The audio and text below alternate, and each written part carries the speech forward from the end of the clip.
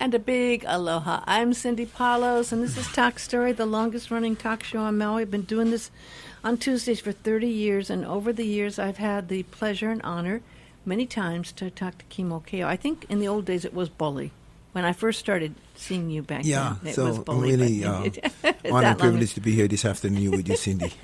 You were, I have to say, there's probably three people on this island I think that I honor the most as far as teachers and good works they give back. It's you. I love Archie and George Kamoko.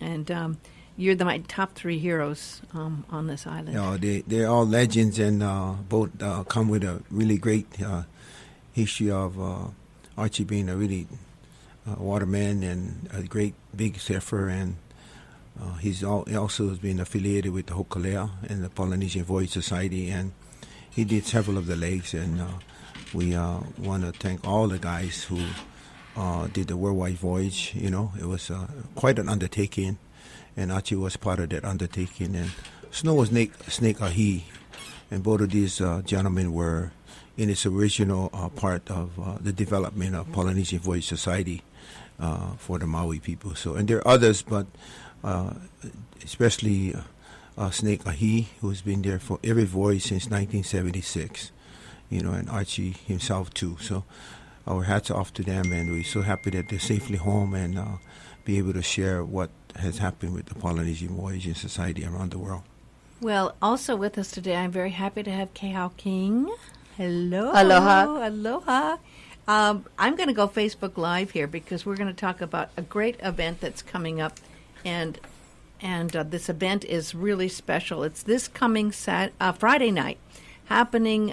It's a dinner show at Nalu'S South Shore Grill with the amazing Sister Robi Kahakalau, Jon Cruz, Barry Flanagan, Jarrett Roback, and Moku Harris and Ohana.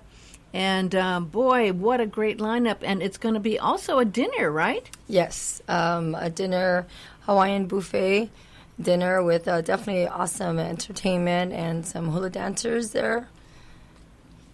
I can't even imagine this. The vibe will be so high.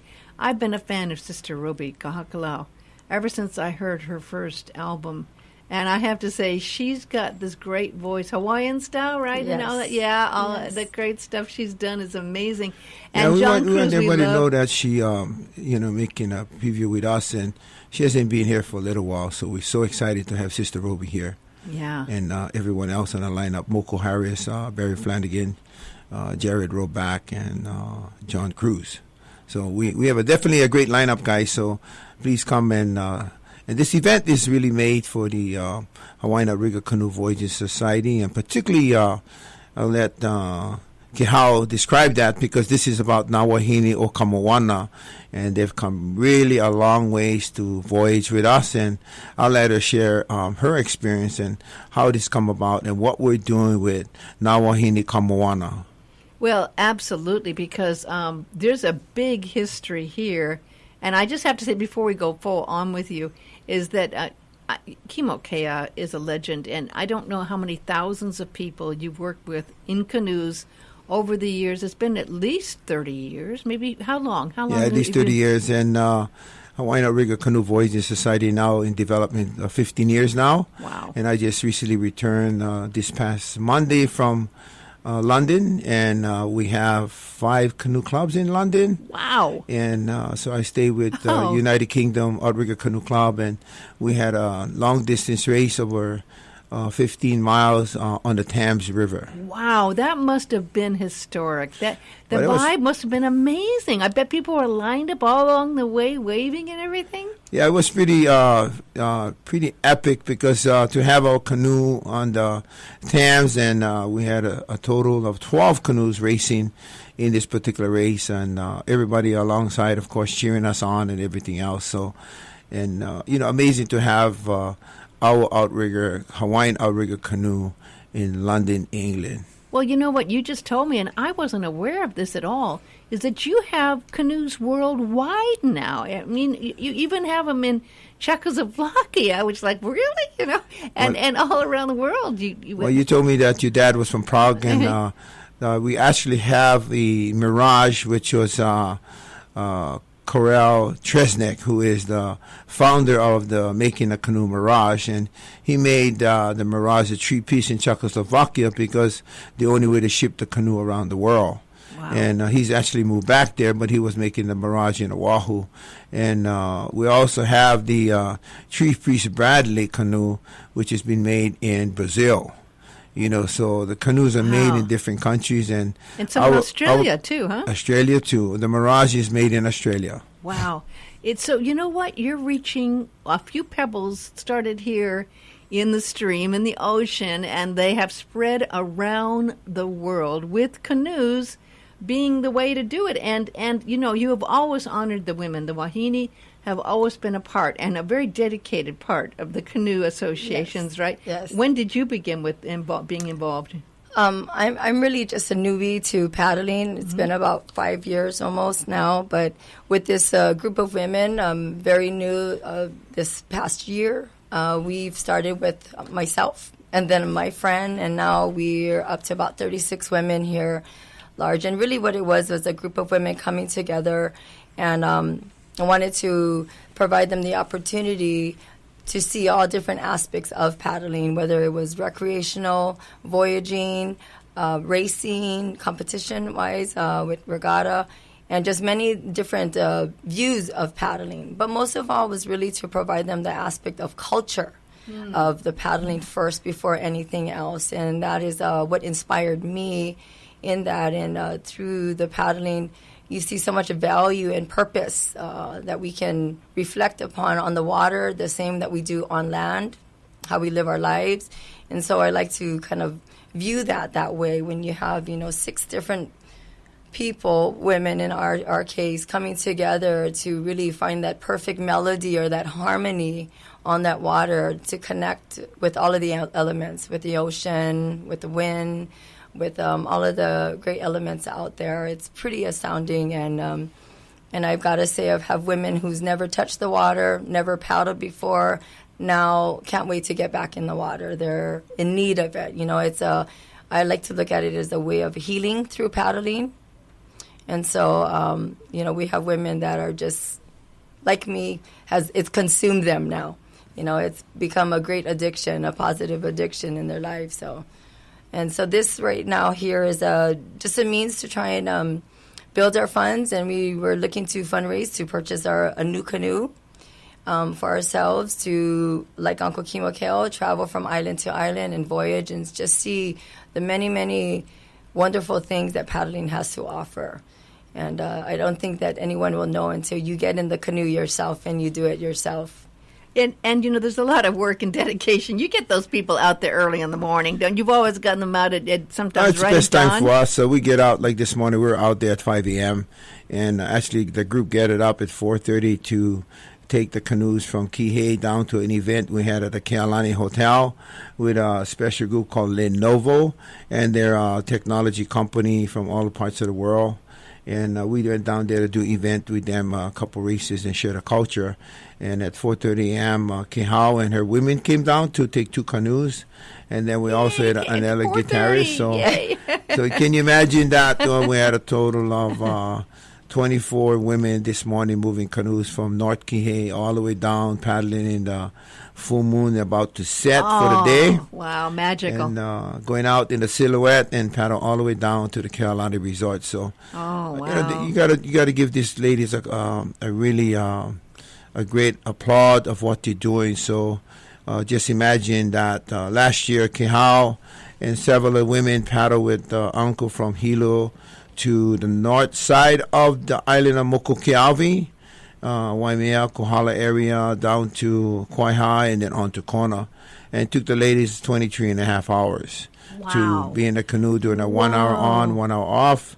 I think we left in a weird morning at 1 o'clock. Mm-hmm. It was about 23 hours. Yeah, we got there. You were doing it all nonstop, just overnight and everything. Yeah. Yes. Wow. Yeah, the canoe doesn't stop. Cindy, what stops is the women. So the women will go in for 45 minutes to an hour, and then they'll make a change, Wow. Of course, they got out of the canoe after 23 and a half hours, got a really nice nap, and then they paddle in the Queen Liliuokalani, which is 18 miles iron up from Kono to Kealakaku Bay. And you have another one. Now. You're doing McKenna to Hana this weekend, I heard. That's correct. They, a couple weeks ago, paddled the canoe from Kahului Harbor to McKenna. And this Saturday evening or Saturday morning, they'll start loading up the escort boat at 4 o'clock. Wow. And leave at 5 a.m. and paddle the way out from McKenna to Hana. And we'll be there for the night. And then they'll get up in the morning and probably leave sunrise again and go from Hana to Kahului, and they've complete what we call Kaiopuni o Maui, circle the island with your canoe. So upper body strength, huh? Actually, you know what? It would seem that way, but it's actually a full body activity. It really is, yeah. I would have thought that it's just mainly your arms from paddling, but it's a full body because you have to lean into it, I guess, huh? Yeah. You definitely want to use those legs, the bigger muscles in your body, too. Oh, so, really? yeah, use all of them. So it started, Kimo, when you began, there was like how many canoe clubs? I know you did the Kihei, and you started there in Kihei, didn't you? You know, I was really, the club was started here. I think the first canoe clubs here was Hawaiian Canoe Club, which was, I think, originally named in Wailuku o Kahului. That time was called the Kahului Canoe Club, and they branched off together, which is Hawaiian Canoe Club and Nakaivalu. So I think both of those clubs, I think it's about 50 years old, I'm not sure. So they're really the originators on this island, you know. And then now we have, on the North Shore, we have Lai'ula, and we, of course, have Hawaiian and Nakaivalu, Lai'ula, Okekai. And then we have way on the east there, Hana Canoe Club. And Hana started way back in the 70s. So did it, yeah. Yeah, a lot of the clubs started, pretty early back there, but they all branched off from what happened here in central Maui. And then today you have Napili, Lahaina, and Kahana, which is on the west side. And here we have on the south shores, which is Kihei Canoe Club, and Keahau is with the Wailea Canoe Club. And so we have here, I think, a total of 9 clubs, yeah? And I love what you said, Keahau. And I know, and I forgot Clifford. I have to add Clifford into one of my most honored men. Clifford did a couple of workshops about how the symbolism of a canoe is like living together, right? Yes. Like being able to live in peace together. If you're working in a canoe, you understand the energy of all working together because you have to work as one, right? Sure, yeah. Well, you know, I like to share, too, with our women that, you know, it's never, if there's anything wrong in the canoe, it's really not the water or the paddle or the canoe, it's the people. You know, and so just like when we're out of the canoe, right, when we're working with anybody, it's, you know, we interact with people, and that's usually more where the challenge that we get. And it's no different than in the canoe. So when you can set all your personal everything on the side and come together for one common goal within the canoe, it just makes, inspires and motivates people to utilize that method outside of the canoe while they're on land, whether it's with work, with your family, with your friends, and we learn from that. I think that's the best thing about it. It's definitely a learning situation, and over the years, you wear a few hats, as we all do on the islands, but you're a kahu. Have you ever even thought to think of how many times you've brought people's ashes out to the water and help people with beautiful words, bring them together as they celebrate their transition on? I mean, you've done, it's got to be hundreds, maybe thousands, huh? Yeah, we've done a whole lot of that. And, it's a special, I'm really honored and privileged to serve that because many people come and visit, and many of our own people go to the ocean, and it's a really beautiful thing for them knowing that they can go what we call with the na'amakua, out of the dolphin, the whale, the shark, the honu, hinano, the stingray. So I think that they feel really, really at peace of having their family going to the ocean. And so everybody has their own choice, but a lot decide to go to the ocean. And then, we're all connected, culturally with the forest of the different wood to make the canoe, which is the core wood. Good point. And so culturally, we're connected in Akua Vau. We call it the forest Akua Vau, where everybody, the spirits arrive, the god arrives on the top of the mountain, Mm-hmm. So having a core canoe and understanding Mauka, the different wood like kawila, kolea, the hardwood that we use to make our canoe, different parts for the marine structure. So, looking at the Kahuna Kalaiva'a and understanding his work and understanding the different wood he used for that brings you really close to the mountain of knowing what we need to do and continue to reforestate our native plants. It's really important that we continue to do that because they play a very big role in what we did and what we did with it and why we did it. So we right now have a core canoe in Oahu that's over 150 years old. Wow, amazing. And it's really a Marniki canoe, Wow. But we have a lot of core canoes that's out in the islands that all our core canoe come with a history of a canoe maker, the Kahuna Kalaiva'a, and also the Moko Auhau, the genealogy of one family owning a canoe and having a special name of their family, and the family name coming from a Mokupuni, an island, Moku the district, and Ahupua'a. So it's really... Which, for people listening that may not know, because we have a lot of Facebook from people all around the world, on the islands, it's like a triangle, the point being at the top of the mountain and the triangle going down, and that's the area that all the islands have certain areas. Exactly. And I think on Maui there were like 6 or 7. I mean, I we have forget. 12 of them. 12 here. of them, yeah. And so each of the mokus have a way of identifying themselves by the decoration of a flower lei. Oh, really? Or top of cloth, or a special hakule made from their ali'i flower. So well, canoes are living things. What's that? They are carrying living energy, and as you think of the one that's 150 years old, you think of all the time and the people that have passed on that have used the canoes. It's an amazing heritage. Yeah, well, if you look at the va'a, you look at the front, we kind of look at part of everyone have a way of historically describing or ancestrally describing the va'a. The front of the canoe, we describe it as manu'ihu, which is the male, feed and clothe and protect the family. The body of the canoe is kino, our body, and how do we take care of ourselves so we can take care of the family. The palikai, the splash god, we kealakai ko mau kupuna. Our ancestors have set the pathway. All we need to do is be on the path. And then you have noho, the seat, to reflect on kupono, to know who we are, what we are, and what we do and where we go. Of course, we have the braces between the canoe. We call that the vai or the pipiao. Pipiao, more of the hearing, listen. Ho'olo is to listen. Na poe kalani, listen to the people of the heaven. Na poe ka Moana, listen to the people of the ocean. Na poe kono, listen to people to the land. And they say to us that I give you all these natural gifts, and now it's yours, and take care of it as I have done. And how do we pass it on to the generations to come? So much more needs to be done to do that. And every time one of these beautiful canoes is born, has a life beyond even some of us definitely here. And that is exactly why this coming Friday night, there's going to be this dinner show, silent auction raffle at Nalu'S South Shore Grill with the amazing Sister Robi Kahakalau, whose voice is just one of my favorite female vocalists, really, ever, and on the islands. And Jon Cruz, I just adore him, Barry Flanagan, Jarrett Roback, and Moku Harris. The thing is that people really, really, really should call because Nalu'S isn't that big, and this is going to be a very special night. So they should call 359-9103, and it's at 1280 South Kihei Road.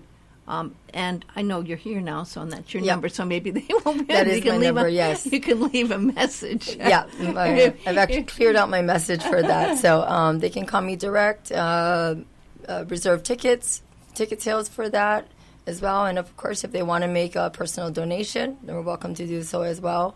And I did just want to note that, I asked Sister Robi to come out and sing and, have the entertainment and sharing in that because I wanted to – she was kind of like a pivotal part in with our women, even in the industry of the music. Mm-hmm. And so although we're emphasizing the women of paddling, it also reaches out to all the women everywhere in their successes and the great challenges that they've overcome in their lives. So she was definitely one of the first of my choice to have her on there. And, of course, the rest of the gang, they play so well together. And on that note, though, also is, even though we're emphasizing the women, you know, our kane in our community have been so supportive everywhere. So this never, you know, excludes everyone else in our ohana va'a, in our support within our community.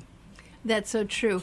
I do want to take a moment because those of you who have followed you and love you, and there's so many, Kimokea, may have followed your story.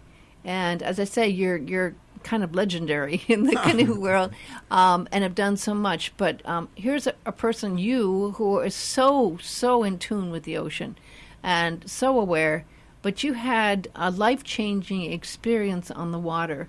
How was that? A year and a half, 2 years ago, where that happened? Oh, that was last April. You know, we had a race from Maliko Gauch to Kahului Harbor. It was a very big day for surfing. You know, Keahau here was on the crew with us, so you know, we had actually I was not feeling well, and we actually took a very large wave, and we made it okay on one wave, and the next wave we did not. And so we were in the water for a little while, and I took ill and was sent to emergency and found that my liver was infected and pretty much shuts down my system. So I'm really honored and privileged to continue to what I'm doing here, and want to thank everybody for all the prayers that they had done for me and all the blessing.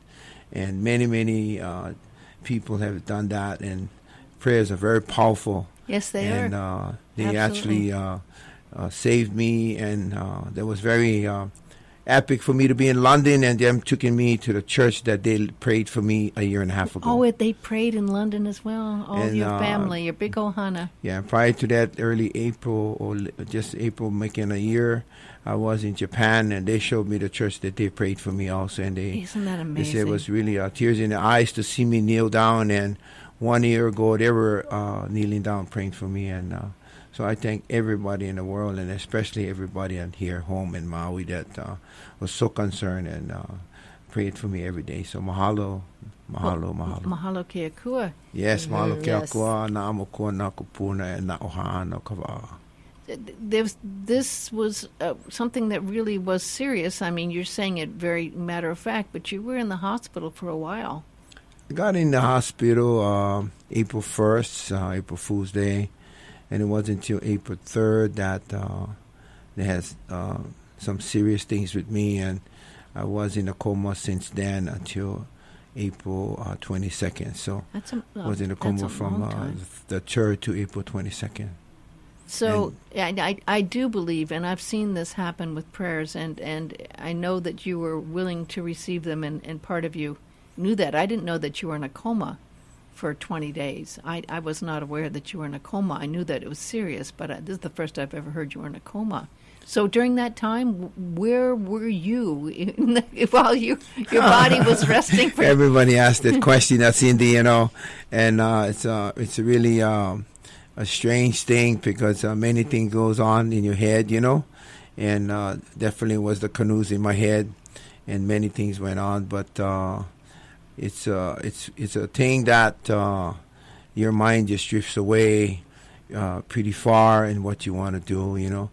And I'd like to share one of the things that went through my mind was about the mountain and how do we bring the core back, you know, to make more canoes, you know. Really, you remember that, going through that? I remember that. Was it like a dream, or do you? It was like a dream, and the dream was about, because I'm always working with kids and taking every high school group from one moku to the other moku and finally taking them up to the mountain. And just imagine that in the dream I dreamed about every surfer to go up and get a core and make a surfboard, and every ukulele player go up and make a ukulele. We would probably be able to reforestate everybody on the core tree by just going up and taking all the dry wood and encourage everyone to put a new tree on Maui and do a 200-year plan in bringing back all forests to bring more water to Maui and more native plants.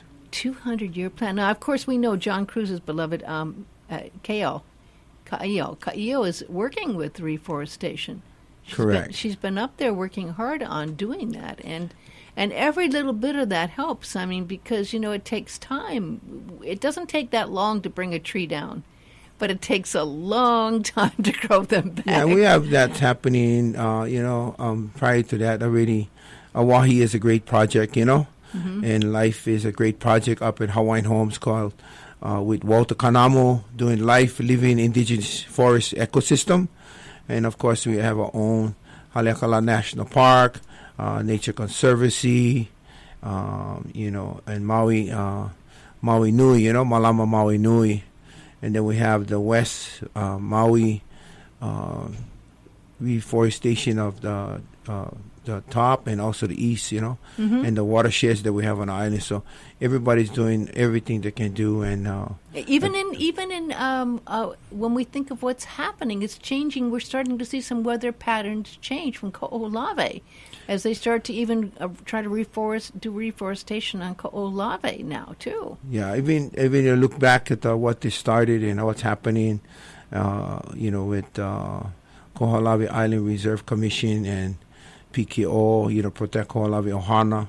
Now we don't have a brown spot. We have green all over the island, very little brown spots. And I remember in the 70s, you will still have people bombing it and see a lot of red spot in Ko'olave.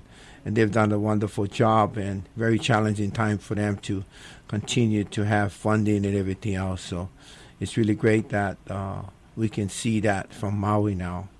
You know what I love also, and maybe you can speak to this also, Keahau. I'm sorry, I mispronounced your name. Nope, that's right. Okay. Keahau. There's sometimes people see a difference in the way if you're Hawaiian or if you're Haole or you're not accepted. But I have seen in the canoe community, I know many Haole or white women are accepted with open arms. You don't have to be Hawaiian to be a part of this community. I haven't seen discrimination at all in the canoe community. No, definitely not. I like to think that for us as Kanaka Maoli, that, especially for me, I'm born and raised in Kihei area, and if anything, it is our kuleana actually to share our culture and with those. And if there's ever anyone that doesn't know or have no knowledge, it's actually our fault for not sharing the real culture of what that is. You can look on Google, you can read whatever you want. However, that can be elaborated and changed. The real culture is within ourselves. And I myself have 6 children.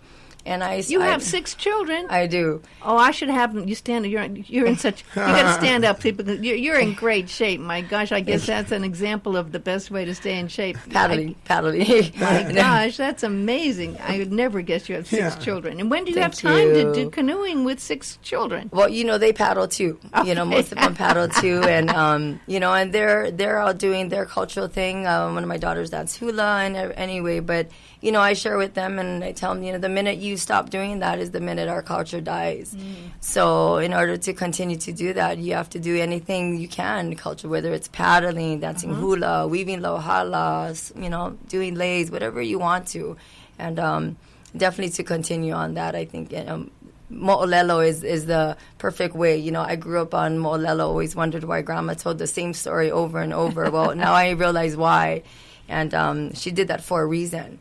And it was in hopes that we would continue to tell the story. That's true. And so we're just here trying to continue to do that. And with the women, though, going back to what you're talking about, being discriminated or anything, majority of the women I have are not Hawaiian, are non-Hawaiian.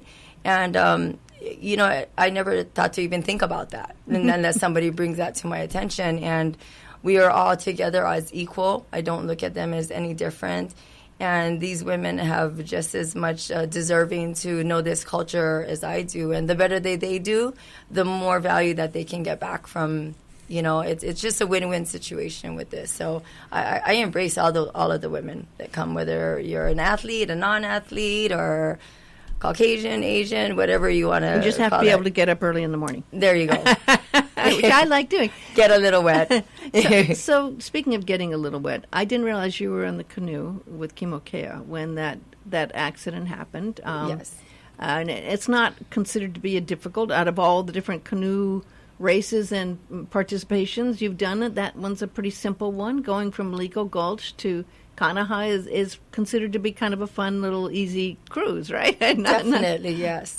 And, I never thought twice. When the conditions were a little bit more than normal, but again, I didn't even think twice. If there's two people in the canoe that I trust most, and that's Uncle Kimokea and my boyfriend Kaleo. But so when Uncle asked me to jump in, I said, no problem. And, that was definitely a scary moment. I can look back at that. But, when you're out there, you're definitely at that is the perfect example of being at the mercy of the elements, is, that you are not in control. And we like to say you go with the Nalu. You read the ocean, you read what you feel. And honestly, I don't consider myself a strong swimmer. Like, I'm not a big surfer or somebody who's out like that a lot, but I felt comfortable. I felt very confident. I felt secure, and I was praying for, asking my kupuna to, watch over Uncle Kimokea, bring him back safely. And as we say in the canoe, we're all here together. Yeah, we're never separate. So especially in a situation like that, no one goes a veer to the safety to only save themselves. It's we all do it together, and that's exactly what we did. We had a great crew. Some of them were new. There were a couple of novice B paddlers there, but that didn't change the status of anything right there. At that moment, we were just there as a ohana, sticking together to bring everyone home safely, and so. That's exactly what happened. When you have something like that happen, is it like getting thrown off a horse and getting right back on again, or did you have any second thoughts? Because you never expect anything like that to happen, where someone really, like Kimo, is in a situation where you're going, wow, I never expected this to happen. No. It has to be kind of traumatic. It was, and you know what? It happened way too fast. You don't even have time to think. Somebody asked me, did you think about your kids? Did you think about what could have happened?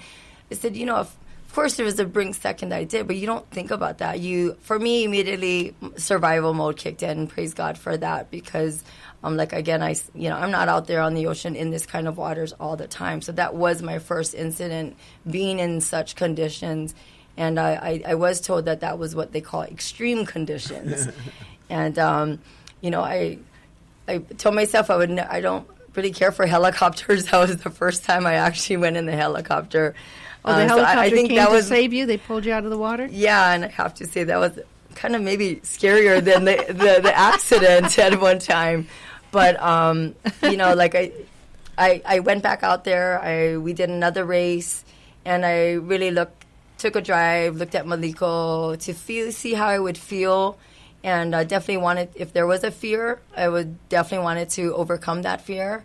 And did that race again, did another race of that same route, and I felt great. I think it's when you give yourself and you have a purpose and a meaning out there. There's a lot of respect and value you put into the ocean, and so you don't take things for granted. Especially after that race, I definitely don't take things for granted out there in the water. Did you miss? You were in a coma for 20 days, or is it 21 days? 20? I think 20 days. Yeah. 20 days. Yeah. And then you had to recover after that, because you were out of it. You had to get yourself back in shape. It took a while. It does. It's amazing to me how you can work out and be in great shape, but you still have to get back together when you've taken a break for that. So it was a way of a time to take care of yourself. So yeah, when I got out of there, I still had to go to therapy, and so we had physical therapy for a while. And I thank my physical therapy, Mike, and he paddles for Nakaivalu, and he was there. But we had such a great medical staff at Maui Memorial Hospital, and I go out to Dr. Shea and his staff, and bringing me in the situation where I now am today, and being able to paddle back in my canoe. So I went back in a canoe probably the late summer, and it was pretty difficult for that time. And so it's almost a year recovery now, so I feel really great. So in something like that, I think it sounds to me like when you went to London and when you went to Japan and you found this amazing ohana of the Hawaiian Outrigger Canoe Voyaging Society, the reality of that you had this whole group of people praying for you that you didn't even know. Some of them you've never met, and they were all pulling for you together. And that must have been quite a feeling to actually meet them and find out that they actually were in church praying for you. Yeah, some of them knew me, but many did not. And all of them have voyaged with me in Hawaii. We have this great long-distance race, the largest long-distance race participant, which is the Queen Liliuokalani. And for the last 15 years, they have been paddling back from we call Mokukeawi, the island of Hawaii, to Maui, and then actually stay here for the week and paddle into the new race that we have called Maui Nui, which is about 7 years old. But prior to that was the Pailolo, and they come here and paddle the Pailolo. So most of them had come here to the islands and paddle with me from the big island all the way to Kauai. And some have paddled with me to Papahanaumoku, which is the northwestern Hawaiian island today. Think of all the thousands of people you paddled with over the years. Kimokea, my gosh, that's quite an amazing ohana. Yeah, we really my home club is Kihei Canoe Club, and every Tuesday, Thursday we have visitors paddle, and every Monday, Wednesday, Friday we have recreational paddle, plus competitive paddling, and every third Monday of the month we have the county of Maui that we do the adaptive paddling. So what's the adaptive paddling? Yeah, adaptive paddling would be the handicap that we bring down. We don't call them handicap, we just call them adaptive paddling. And they come and paddle with us for an hour. And we've been doing that for over 10 years now with them. And so it's really a great community work to be with them. And there's the breast cancer awareness and the breast cancer survivors that also and, have, in October. That we did the Paddle for Life. Yeah, which is amazing. That's Pacific Cancer Foundation. This year we're celebrating our 10th year. And I'm glad you brought that up because it really, again, go back and reflect to Keahau and her group. It was a group of ladies that call themselves the Pink Ladies. They're cancer survivors. And they wanted to voyage with Uncle. And we did our first voyage with them 10 years ago. And today we have many of them still around that's going to make their 10th annual this year to paddle with us the first week of October. And so that benefit is to Pacific Cancer Foundation. And we again want to thank all the sponsors and thank all the participants to do that and most of this is being made because of the women. The women came up and said that we would like to do a voyage. And 10 years later, we went from couple canoes, and last year we had 30 canoes. Wow. And we're about to launch this October. We right now have 17 teams registered, and so we encourage all the teams to get on pacificcancer.org, go to Paddle for Life, and register your team. That's amazing. So tell me, Cal, you've got this amazing goal to make a canoe, and I think most of our listeners probably don't know, because we have Facebook people watching as well, what a big project that is. Of course, we're talking about the dinner show auction at Nalu'S with the amazing Sister Kahakalau, Jon Cruz, Barry Flanagan, and more. The dinner and auction happening this Friday.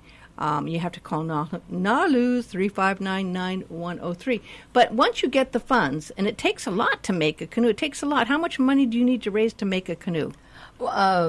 Well, actually, we're not going to start from scratch on this canoe, but we are purchasing a canoe. So this won't be a koa canoe that we're purchasing, because that would definitely be a big project that we have to big endeavor there.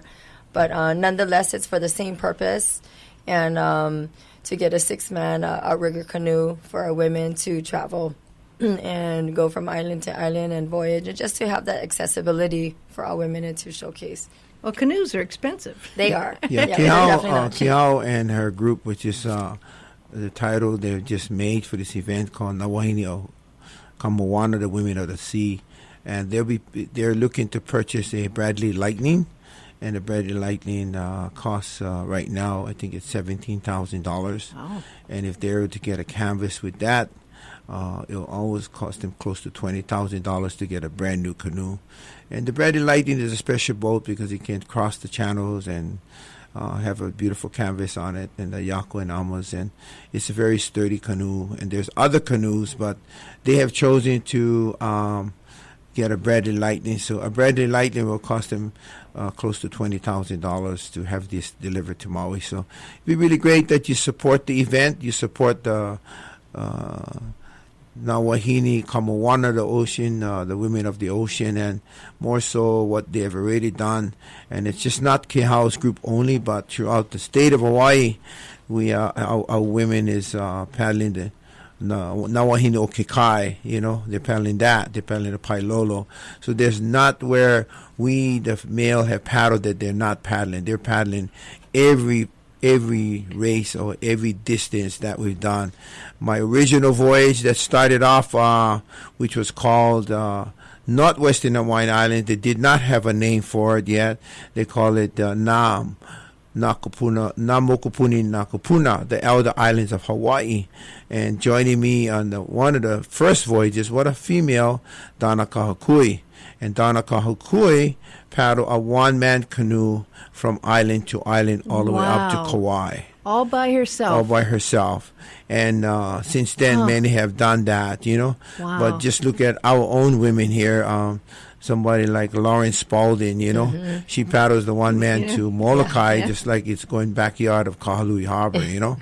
And so we have women that's been doing that all over the state of Hawaii. And the Team Bradley, which is all made up the women, they've held the Wahine o Kihei race, the channel race, for such a long time. And so we have some amazing women in the water. Yay. And we have some, so we're asking you guys to support them. So please come out and join us on June 29th, which is this Friday at 5 o'clock. Yep. And again, we want to give our hats off to Nalu'S and on Kihei, because Nalu'S Ron Panzo is always open heart in doing this kind of work, and their staff. And so come and support them. We got a great lineup, and of course, many of us have never seen Sister Robi for a while, and it'd be a great night. Of course, her great song is "Feel the Rhythm of the Ocean." Yeah. Right? I love that song, and that song actually in her music, "Feel the rhythm of the ocean." Exactly. Actually, you can feel it's right in tune with the rhythm of the ocean, isn't it? So it's perfect. I hope she does that song. I think she has to do that song, right? Because that's such a great song. She's one of the great female artists of the islands, absolutely. She is. Absolutely. Yeah, so they can call Keahau at 359-9103 to get a ticket. It's, again, a Hawaiian buffet, $50, and that's to support that. If you can't come down there, just call in Keahau 359-9103 and tell her that you'd be interested in sponsoring part of the canoe that they're trying to get. And they'll be having all kind of silent auction items down there for us. And so encourage not only this particular event for the women of the sea, Wahine o Moana, but in the state of Hawaii, for all the women in the state of Hawaii. I applaud that absolutely, and again, I mean, isn't it amazing to you that to see how many women paddlers there are out there? Are there more women paddlers than men, or is it equal about, or what do you think? Well, I can tell you, there's more women paddlers than men. Really? Yes, they are. Wow. And we don't give them enough credit for what they're doing. So if you go in any of the races, you'll have more women participating than men. Wow. What do you think what's the reason for that? Because, like you say, you have, 5 kids?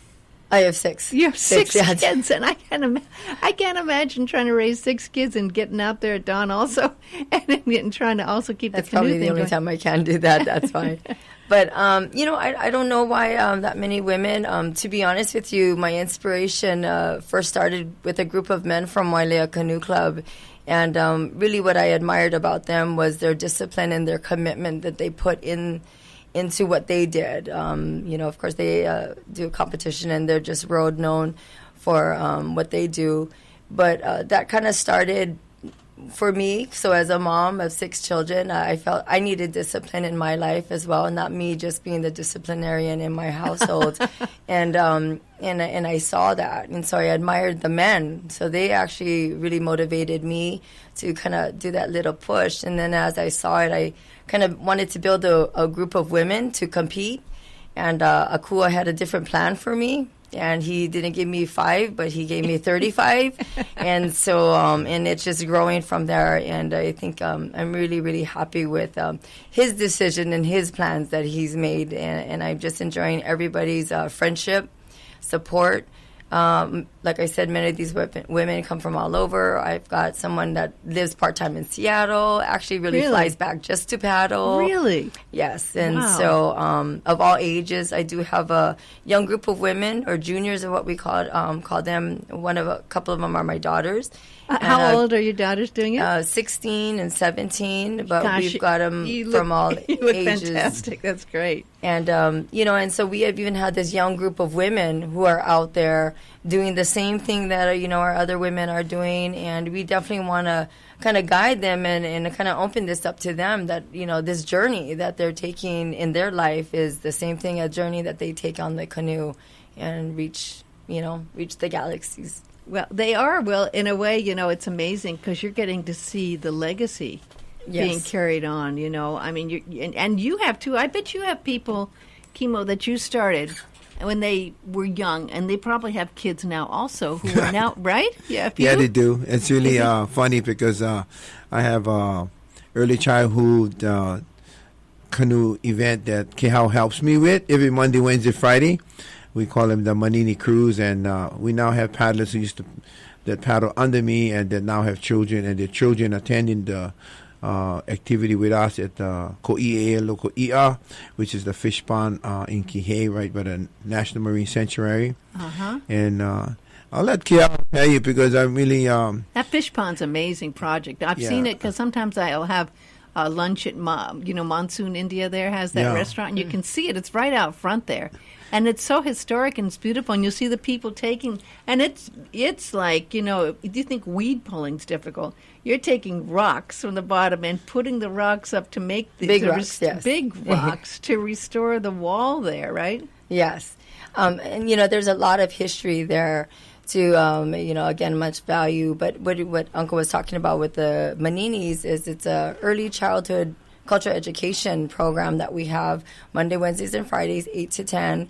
And we really take on any child. Parents are welcome to stay and share in on the day. We have as young as 4 years old. Wow. Jumping in the canoe, paddling. But, it's not just about paddling, although the paddling encompasses so much more of just the paddle.